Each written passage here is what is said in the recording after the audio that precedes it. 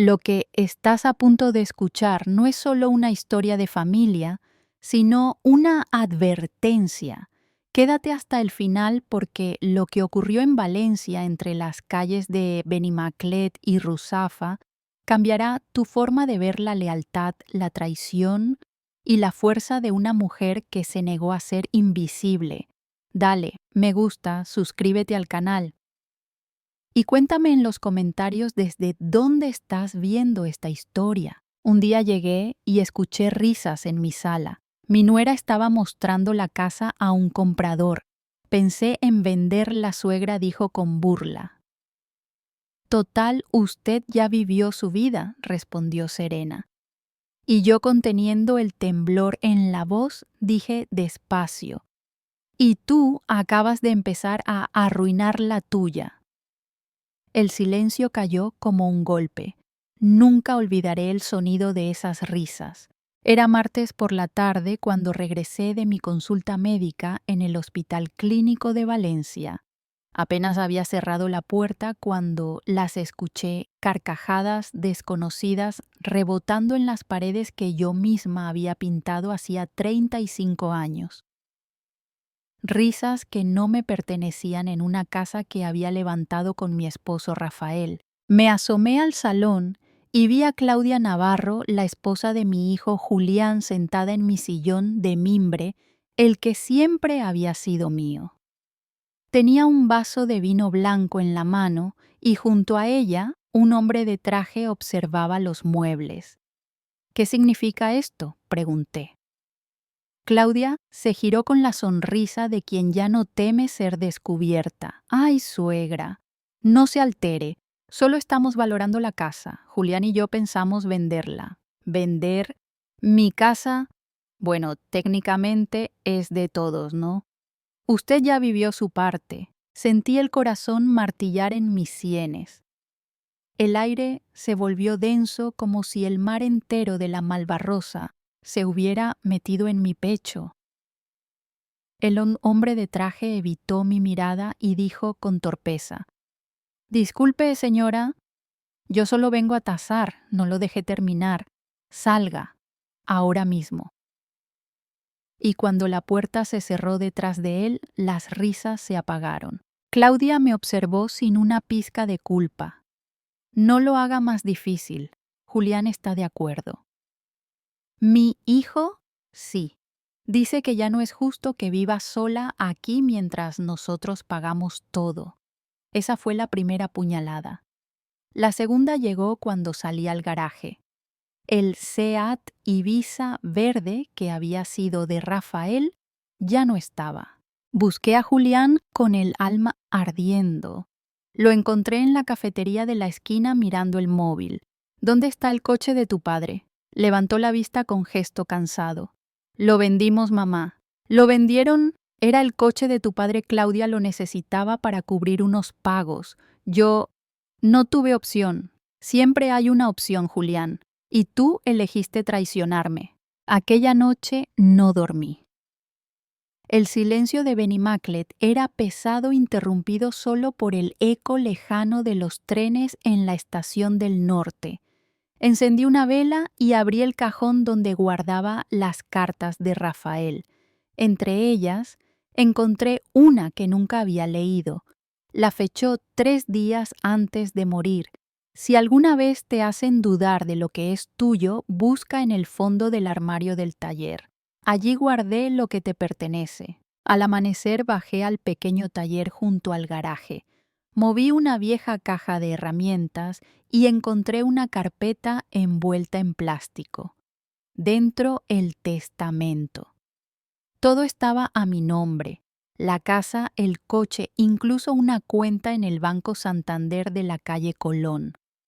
Lloré en silencio, no por el dinero, sino por la claridad que llega cuando ya no hay dudas.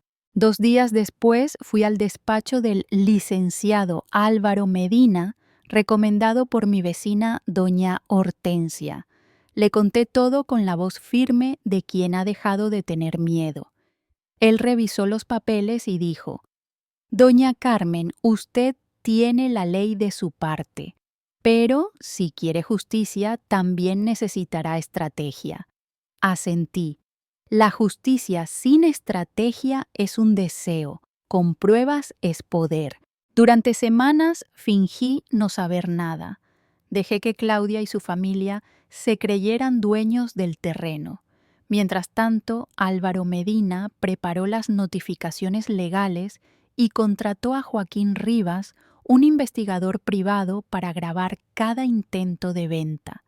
Cada llamada, cada cita con compradores quedó registrada, y cuando el momento fue el justo, los invité a todos a una cena familiar para hablar en paz. Esa noche, el aroma del arroz al horno llenó la casa. Claudia llegó maquillada triunfante con sus padres y su hermano. Julián iba detrás con la mirada baja. Cuando se sentaron, coloqué sobre la mesa una carpeta. Antes de cenar, escuchen esto. Presioné el botón del grabador. Las voces llenaron el salón. Vendemos la casa rápido, la vieja ni se entera. El silencio posterior fue tan espeso que podía cortarse con el cuchillo del pan. La vieja, dije con calma, no solo se enteró, sino que grabó todo. Luego puse sobre la mesa el testamento. Y resulta que la vieja también es la única dueña legal. Licenciado Medina apareció desde el pasillo con los documentos en mano. Tienen 15 días para desalojar. Claudia se levantó gritando: «¡Esto es una trampa!». No respondí. «Es justicia». Los 15 días pasaron y se fueron. Julián me abrazó sin palabras antes de marcharse. En su mirada vi algo de vergüenza y algo de alivio. A la semana siguiente recuperé el coche. El mecánico del taller de Vara de Quart me lo entregó con una sonrisa. «Está como nuevo, doña Carmen». Me subí, apoyé las manos en el volante y respiré el aire del Mediterráneo. Por primera vez en años manejé sin miedo. Con el dinero del alquiler del piso de arriba y la pensión reformé la casa. Planté bugambillas junto al portón verde. Cada tarde me sentaba en el porche con mis amigas de Ruzafa Eulalia y doña Chonita a tomar café y hablar de la vida. A veces, cuando el sol se pone sobre el Turia, pienso en Rafael y sonrío. Su voz todavía me guía. «Defiende lo tuyo, Carmen, sin odio, pero sin miedo». Hace unas semanas, Julián vino solo, me pidió perdón, le serví café sin decir nada. Después de unos minutos, le dije: «Un hogar no se mide por las paredes, hijo, sino por la lealtad que lo sostiene». Él asintió y se marchó, esta vez con respeto. Hoy, cuando abro el garaje y veo el Seat verde reluciendo bajo la luz, sé que recuperé más que un coche o una casa. Recuperé mi voz, mi nombre y mi dignidad. Cuando todo parecía en calma, la verdadera batalla empezó. Habían pasado apenas 3 semanas desde que la familia Navarro salió de mi casa en Benimaclet. El silencio que dejaron fue distinto al de antes. Ya no era una ausencia dolorosa, sino un espacio que respiraba libertad.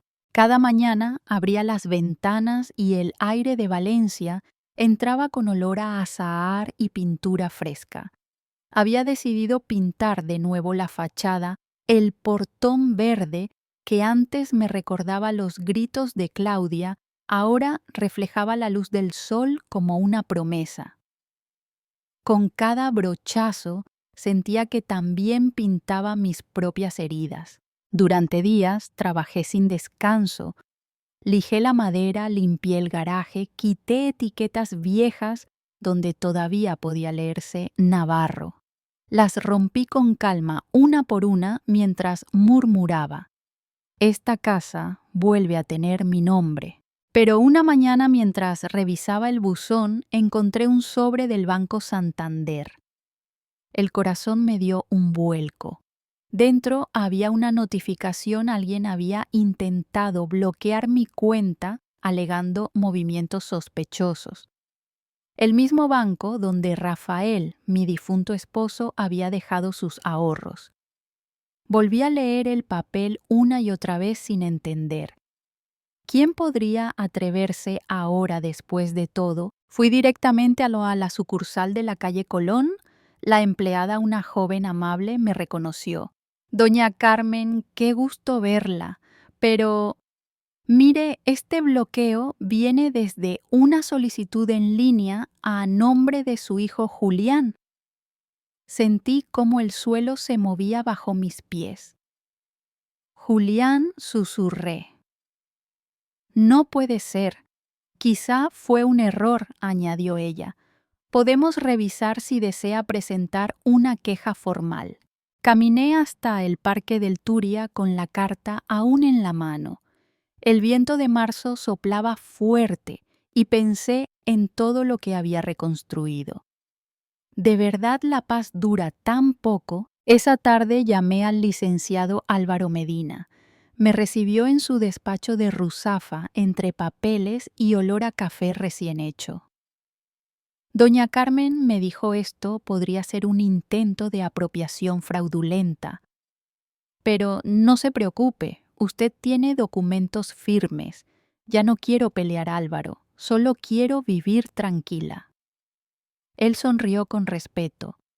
A veces vivir tranquila también es una forma de pelear. Aquella frase me acompañó las semanas siguientes.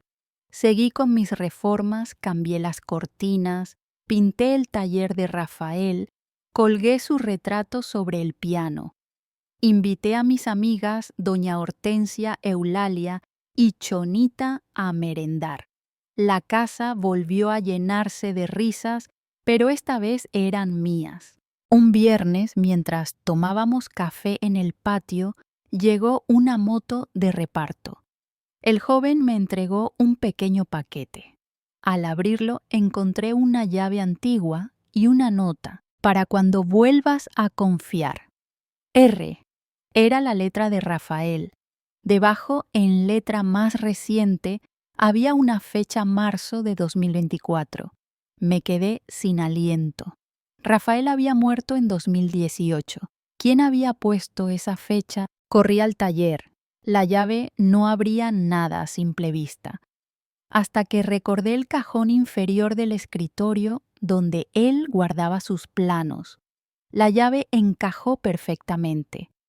Dentro, un sobre sellado, un documento notarial que confirmaba una cuenta adicional a mi nombre abierta años antes en otra sucursal de Santander.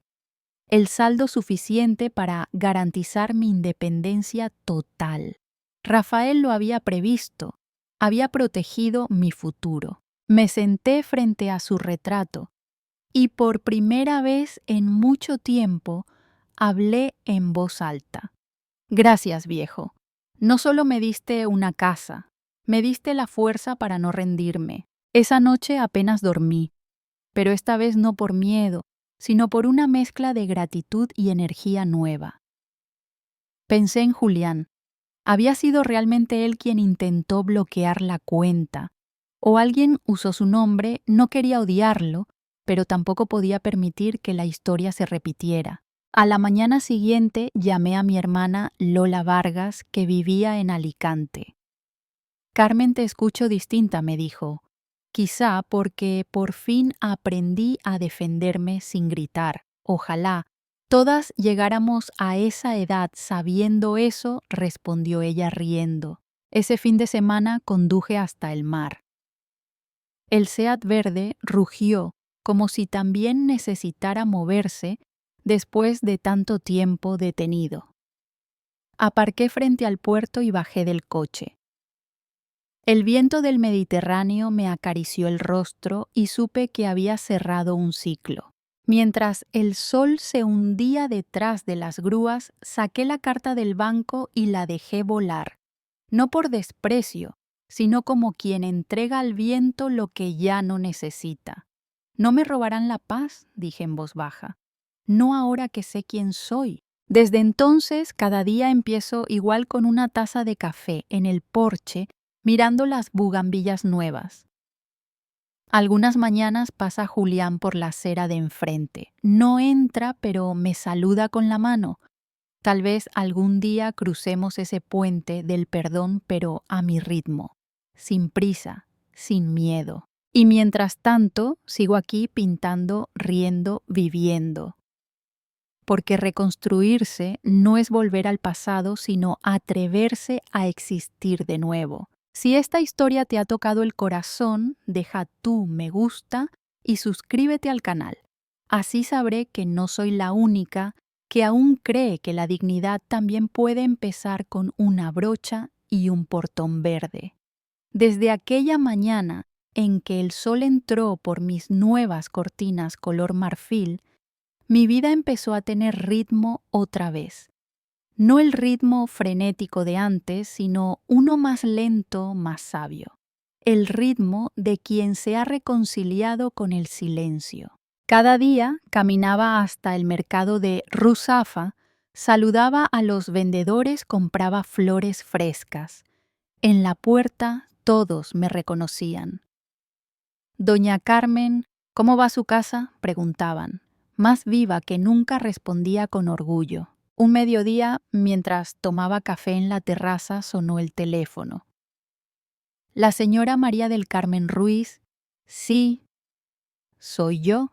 Le llamamos de la emisora Voces del Turia. Queremos entrevistarla. Su historia se ha hecho viral. Me quedé en silencio. Mi historia. Sí. Alguien publicó en redes el resumen de su testimonio, una mujer que recuperó su hogar, su dignidad y su libertad. Queremos que venga al programa Mujeres que Resisten. Colgué el teléfono temblando. Durante años nadie me había escuchado. Ahora de repente el mundo quería oírme. La entrevista fue una tarde de abril. La locutora, una mujer joven de voz cálida, me ofreció té antes de empezar. Doña Carmen, su historia ha tocado muchos corazones. Hay miles de personas que viven situaciones parecidas y no saben cómo enfrentarlas. ¿Qué les diría usted? Respiré hondo.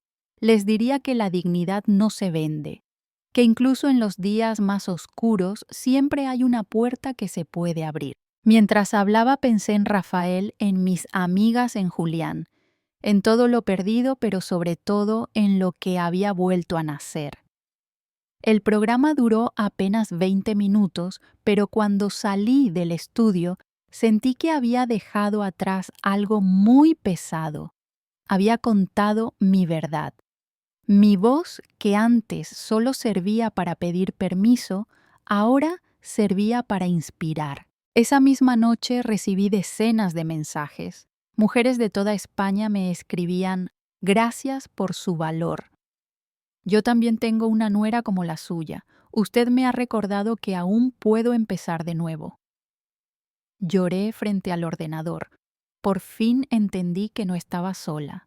Pero entre todos esos mensajes uno me heló la sangre. Era anónimo. «Cállese, vieja».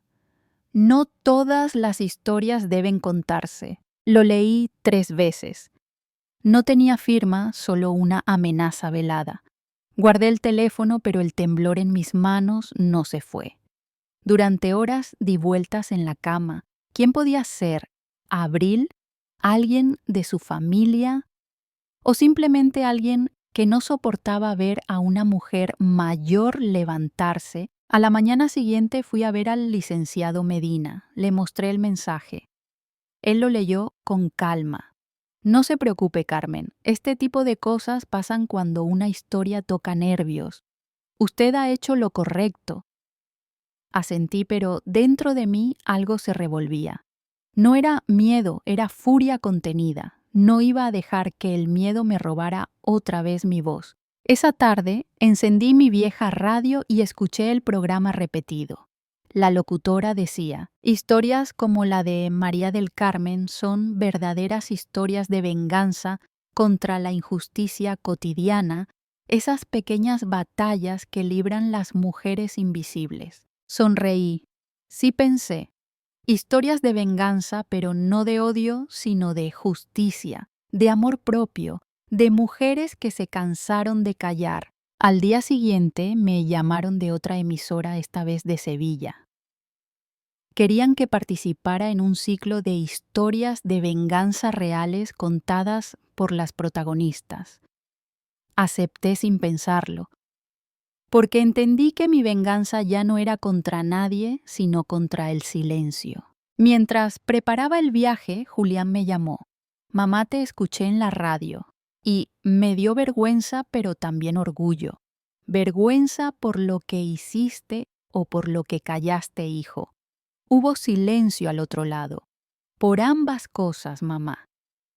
Entonces ya estás aprendiendo. Colgué con una sonrisa. Por primera vez, mi hijo y yo hablábamos como adultos. Esa noche, mientras hacía la maleta, puse en la radio un programa de madrugada. La locutora hablaba sobre el perdón.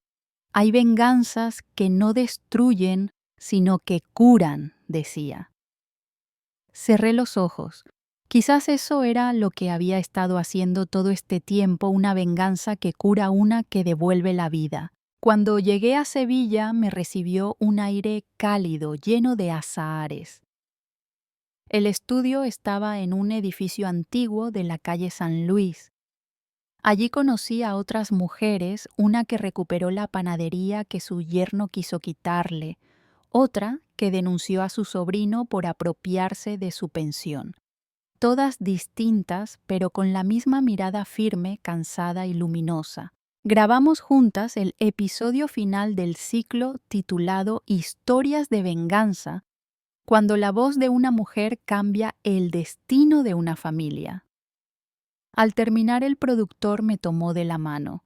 Gracias, doña Carmen. Su historia no es solo suya, es de todas. Salí al atardecer con el alma liviana. Las campanas de la iglesia sonaban a lo lejos.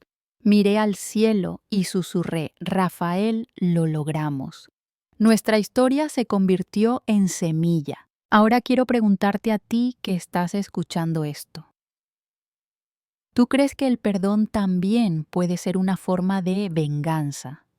Pulsa el 0 si crees que sí o el 1 si piensas que no. Y recuerda, cada historia contada es una victoria, porque las historias de venganza no siempre se escriben con fuego, a veces se escriben con esperanza. El regreso de Sevilla fue distinto a todo lo que había vivido en años. El tren avanzaba lento entre los campos de olivos y yo miraba por la ventana pensando en todas las mujeres que había conocido. Sus rostros se mezclaban en mi memoria fuerza, tristeza, orgullo. Me sentía parte de algo más grande, como si todas juntas formáramos una sola voz. Al llegar a Valencia, el aire olía a mar y a promesa. Pensé que por fin todo quedaría atrás, pero el destino, como siempre, tenía preparado su último examen. Esa misma noche, al abrir la puerta de casa, encontré un sobre deslizado bajo la puerta. No tenía remitente. Adentro, una sola frase escrita a mano: no debiste hablar en la radio. Me quedé helada. La caligrafía me resultaba familiar, pero mi mente se negó a reconocerla.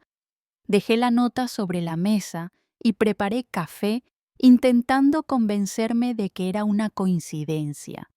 Sin embargo, el pulso me temblaba. A la mañana siguiente fui al despacho del licenciado Medina. Él la examinó con atención. Esto no es una amenaza cualquiera, Carmen. Mire la tinta, la presión del trazo. Suspiró. Reconoce la letra negué con la cabeza, aunque por dentro ya lo sabía. Era la letra de Julián. Salí del despacho con el corazón encogido. Caminé sin rumbo por la calle Sativa entre turistas y tranvías, sin oír el ruido de la ciudad. Mi hijo, mi propio hijo. Después de todo lo que habíamos pasado, ¿por qué haría algo así? Esa tarde, cuando el sol empezaba a caer, Julián llamó a la puerta. Tenía los ojos cansados, la barba crecida y un ramo de flores que parecía un intento torpe de paz. Mamá, ¿podemos hablar? Lo hice pasar en silencio.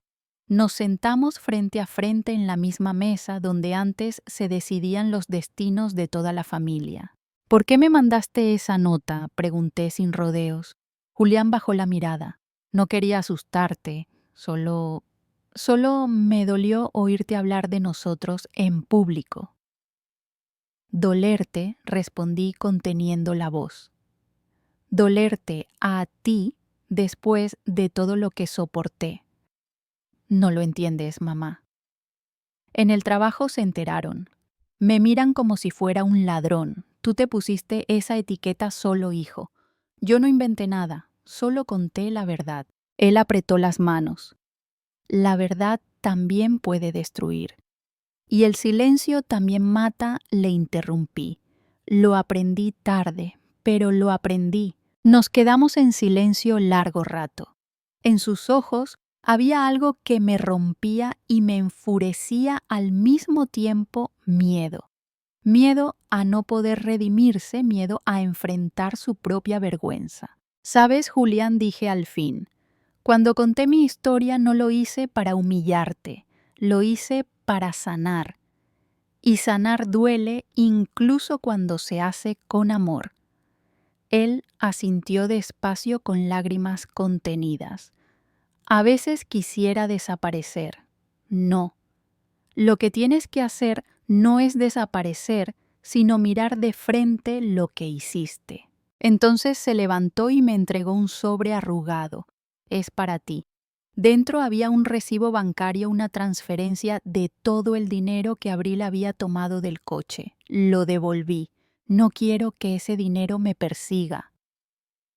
Por un instante, el aire pareció más liviano. Lo abracé sin palabras. Sentí su cuerpo temblar como el de un niño. En ese abrazo entendí que perdonar no es olvidar, sino dejar de sangrar. Durante los días siguientes, mi casa volvió a la calma. Los pájaros regresaron al patio, las bugambillas florecieron otra vez.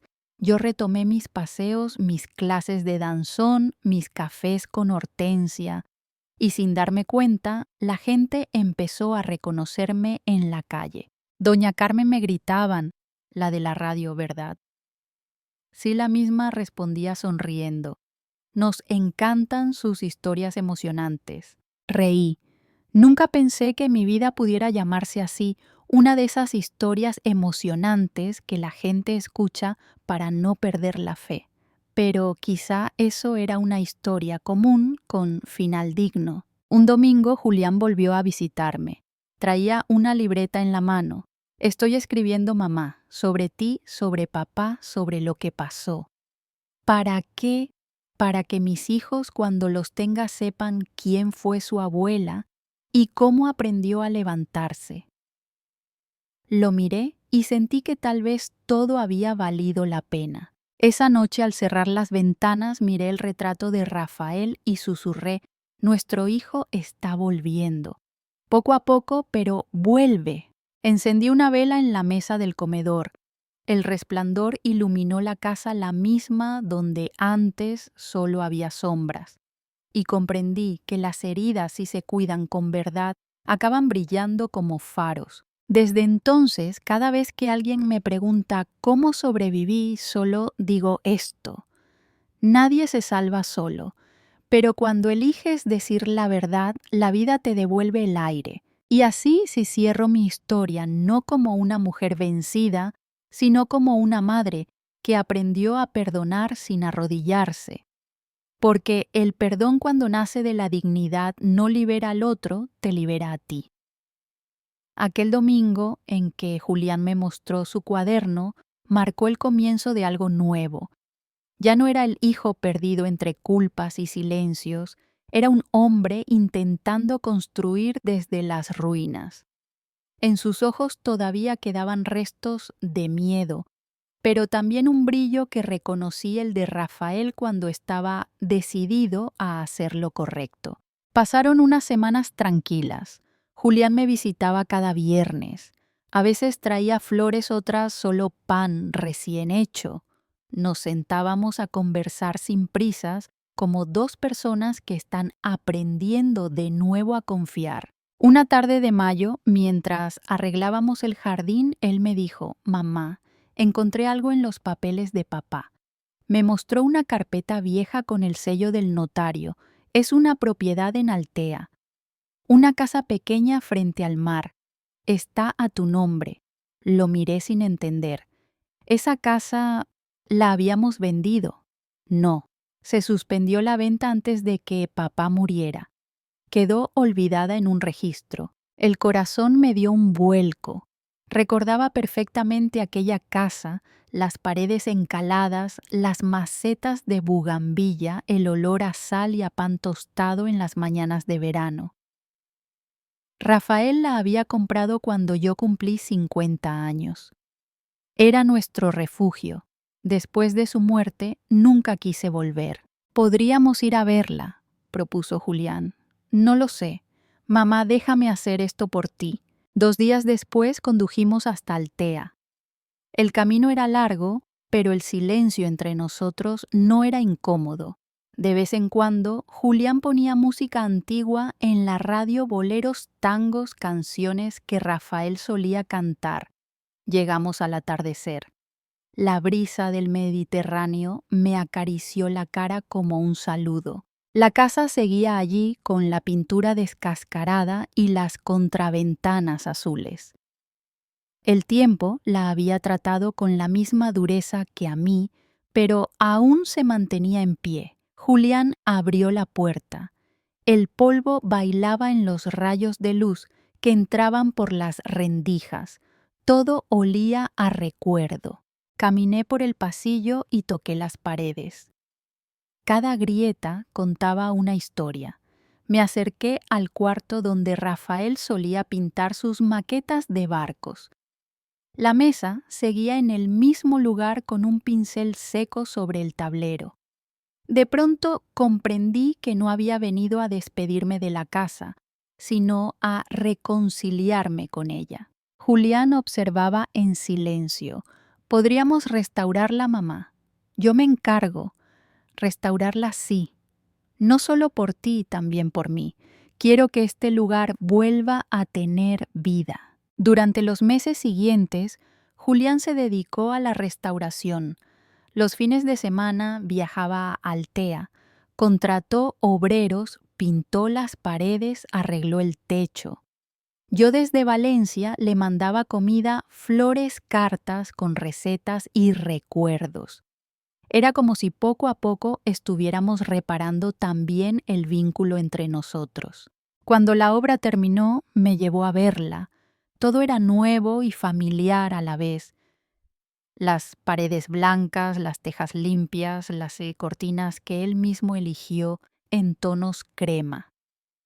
En la terraza había colocado una placa con una inscripción sencilla: «Para la mujer que me enseñó que el perdón no se pide, se merece». No pude contener las lágrimas. Julián me abrazó. «No puedo cambiar el pasado», mamá susurró, «pero puedo construir algo digno para los dos. Ya lo estás haciendo, hijo». Ese día, mientras el mar golpeaba suavemente las rocas, sentí que el ciclo de la culpa empezaba a cerrarse. Pasamos la tarde en silencio mirando el horizonte. Hablamos de Rafael, de las risas antiguas, de los errores que ya no dolían tanto. En un momento, Julián me tomó la mano. «¿Crees que papá estaría orgulloso?». Sonreí. «No lo sé, pero yo sí lo estoy». Esa noche dormí en la casa después de muchos años. El sonido del mar entraba por la ventana abierta. No soñé con reproches ni con pérdidas, sino con algo que no recordaba desde hacía tiempo: paz. Al despertar preparé café y salí a la terraza. El sol iluminaba el mar como si cada ola fuera una bendición. Escribí una frase en mi diario: perdonar no borra el pasado, pero ilumina el camino de regreso a casa. Antes de volver a Valencia, Julián me dijo: quiero que vengas aquí cada verano. Este lugar te pertenece. Le acaricié la cara y respondí: no solo a mi hijo, nos pertenece a todos los que aprendimos que el amor, cuando se limpia del orgullo, también sabe reconstruir. De regreso, pensé en lo extraño que es el perdón. Uno empieza dándolo y termina recibiéndolo. Y comprendí que la redención no llega con palabras, sino con actos. Porque los actos, como las casas bien construidas, son los que resisten el tiempo. Si esta historia te recordó a alguien a quien alguna vez quisiste perdonar, dale me gusta y suscríbete al canal. Tal vez descubras, como yo, que a veces el perdón es la forma más profunda de justicia. Habían pasado casi 2 años desde aquel verano en Altea. El mar seguía allí inmutable, pero ya no me dolía mirarlo. La casa que Julián restauró se había convertido en un refugio no solo para mí, sino también para él. A veces pasaba los fines de semana conmigo. Cocinábamos juntos, escuchábamos los discos antiguos de Rafael y hablábamos del tiempo de la vida y de los silencios que antes nos separaban. Yo ya no esperaba grandes cosas de los días, solo quería que fueran tranquilos. Y curiosamente, cuando uno deja de buscar la felicidad con desesperación, la felicidad llega en forma de rutina. Cada mañana, al abrir las ventanas de mi casa en Benimaclet, el aire olía a jazmín y pan recién hecho. Veía a los vecinos pasear a sus perros, a las niñas del colegio riendo, y sentía una ternura profunda por esa cotidianidad que tanto había echado de menos. Había dejado atrás la rabia, el miedo y la culpa. Me quedaba la serenidad, ese lujo silencioso que solo se gana cuando ya se ha perdido todo. Un día de septiembre recibí una llamada inesperada. Era de la Casa de la Mujer de Valencia, un centro donde ofrecían talleres para mujeres mayores. Doña Carmen, me dijo la directora, muchas de nuestras alumnas escucharon su historia en la radio y en el programa de Sevilla. Nos gustaría que viniera a contar su experiencia. Al principio dudé. Nunca me vi como maestra de nada. Pero ella insistió: no queremos que dé una lección, solo que comparta su camino. Fui. El centro quedaba en una calle estrecha del barrio de Ruzafa. Me recibió un grupo de unas 20 mujeres viudas, jubiladas, divorciadas, algunas con hijos lejos. Todas tenían en los ojos ese brillo entre el cansancio y la esperanza. No vengo a darles consejos, les dije al empezar. Solo quiero compartir lo que aprendí cuando la vida me obligó a elegir entre quedarme rota o empezar de nuevo. Las primeras veces me temblaba la voz, pero pronto descubrí que cuando uno habla desde la verdad, no hace falta adornar nada. Hablé de la casa perdida, del coche, de las traiciones, del perdón de mi hijo, y al terminar muchas se me acercaron llorando. Gracias, me decían. Pensaba que ya era tarde para mí. A partir de ese día empecé a ir cada semana, no como una invitada, sino como parte del grupo. Nos reuníamos los jueves por la tarde, compartíamos café, recuerdos y risas. Yo las animaba a escribir pequeños textos sobre su vida. Cada historia tiene valor, repetía siempre. Y así nacieron relatos sobre pérdidas, sobre nietos, sobre amores callados y sobre esperanzas que se negaban a morir. Un día, una de las mujeres en Carnita me dijo: Doña Carmen, deberíamos publicar estos relatos. Son historias que inspiran. Me reí, pero la idea quedó flotando en el aire. Poco después, Julián nos ayudó a transcribir y editar los textos. En 3 meses teníamos un pequeño libro con 20 relatos escritos por mujeres que creían no tener nada que decir. Lo presentamos en la biblioteca municipal. Esa tarde, cuando vi a aquellas mujeres leyendo en voz alta sus propias palabras, comprendí que el dolor cuando se comparte se transforma en fuerza. Después del evento, un periodista local se acercó a entrevistarme. Doña Carmen, usted se ha convertido en un símbolo de resiliencia. ¿Cómo lo consigue? Sonreí y respondí. No lo conseguí sola. Aprendí que la vida se sostiene mejor cuando se comparte y cuando las penas se convierten en historias que inspiran, dejan de doler. Con el tiempo mi vida se volvió aún más sencilla. Julián encontró trabajo en Alicante, cerca de Altea. Nos veíamos con frecuencia. Hablábamos de su futuro, de la posibilidad de tener una familia, de los errores que ya no lo definían. Yo lo miraba y pensaba en lo mucho que habíamos cambiado. A veces la vida te da una segunda oportunidad disfrazada de hijo arrepentido. Una tarde de invierno recibí una carta. Era del abogado Medina. Dentro había un cheque. Por los derechos de autor de su participación en el programa de radio decía. Sonreí.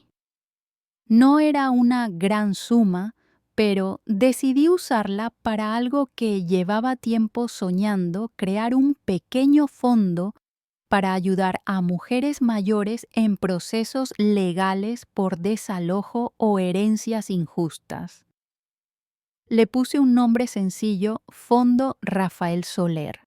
Así, el nombre de mi esposo seguiría vivo, pero transformado en protección para otras. El día que inauguramos el fondo en la Casa de la Mujer, invité a Julián.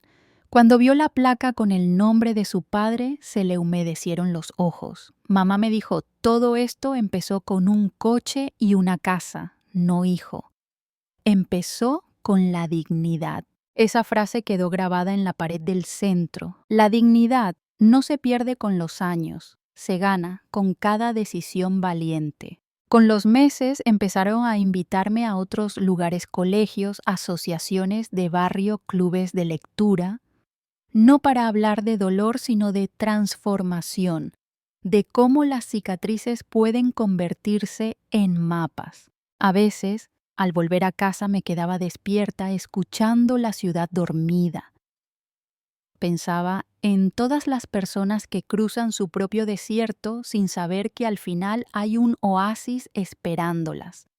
No me consideraba una heroína, solo una mujer que decidió no rendirse. Un domingo por la mañana, mientras caminaba por el jardín del Turia, me encontré con una chica joven. Usted es doña Carmen Soler, sí. Mi abuela asiste a sus talleres. Gracias a usted ha vuelto a escribir cartas. Me abrazó. Y en ese instante comprendí que la vida me había devuelto más de lo que me quitó. Aquella noche volví a abrir el viejo diario donde había escrito tantas veces con lágrimas. Ahora mis palabras eran distintas. Escribí, ya no me duele recordar. El pasado no pesa cuando se camina ligera. He aprendido a vivir sin miedo. Y eso, a mi edad, es la mayor victoria. Apagué la lámpara. El silencio llenó la habitación, pero no era vacío. Era un silencio pleno, de esos que protegen, que arropan, que bendicen. Y supe con certeza que por fin había llegado a mi destino la paz interior. El mar en la distancia seguía cantando, y su voz como la mía ya no hablaba de pérdidas, sino de plenitud. A veces me pregunto en qué momento empezó todo a cambiar. Quizás fue aquella tarde en que volví a abrir el portón verde, o quizá el día en que entendí que no hay edad para empezar de nuevo. Lo cierto es que el tiempo, con su paciencia infinita, me enseñó que el dolor no desaparece, se transforma. Y cuando se transforma, se vuelve sabiduría. Han pasado casi 5 años desde entonces. El barrio de Benimaclet ya no es el mismo. Las fachadas se han llenado de colores, los cafés de risas, y los vecinos me saludan como si siempre hubiera estado allí en esa esquina donde la vida parece detenerse para mirar atrás y sonreír. Mi hijo. Julián vive ahora en Alicante con su esposa y una niña de ojos claros que lleva mi nombre Carmen. Cuando la sostengo entre mis brazos siento que el círculo se ha cerrado. Ella juega con mis manos arrugadas y dice: «Abuela, tú pintaste esa casa, sí, pequeña». «Y también pinté mi destino», le respondo riendo. «Cada verano vamos a la casa de Altea. Allí, entre el rumor del mar y el aroma de las bugambillas, el pasado ya no pesa». Julián toca la guitarra en la terraza, su esposa cocina paella y yo miro al horizonte sabiendo que Rafael en algún rincón del viento también está. El Fondo Rafael Soler sigue creciendo. Ya ha ayudado a más de 100 mujeres a defender lo que les pertenece: su casa, su pensión, su nombre. Algunas de ellas vienen a verme y me dicen: «Gracias, doña Carmen, por enseñarnos que no hay edad para la justicia». Y yo siempre respondo lo mismo: «No me den las gracias, solo continúen». Hace unos meses me invitaron a un homenaje en la Universidad de Valencia. El acto se titulaba «Mujeres que dejaron huella». Al principio pensé que no tenía nada que decir, pero cuando subí al escenario y vi tantas caras conocidas, jóvenes mayores, hombres, mujeres, comprendí que no era mi historia lo que les había traído, sino lo que representaba la certeza de que la dignidad nunca envejece. «No soy una heroína», dije al empezar. «Soy una mujer que se cansó de pedir permiso para existir». Y cuando una mujer deja de pedir permiso, el mundo cambia. Aplausos, lágrimas, sonrisas. En ese instante sentí que todo había valido la pena. Cada golpe, cada traición, cada noche en vela. Porque el dolor, cuando se atraviesa con coraje, se convierte en semilla. Después del evento, una periodista joven se me acercó con su grabadora. «Doña Carmen, ¿qué le diría a las mujeres de su generación que aún viven con miedo?». Pensé un momento antes de responder.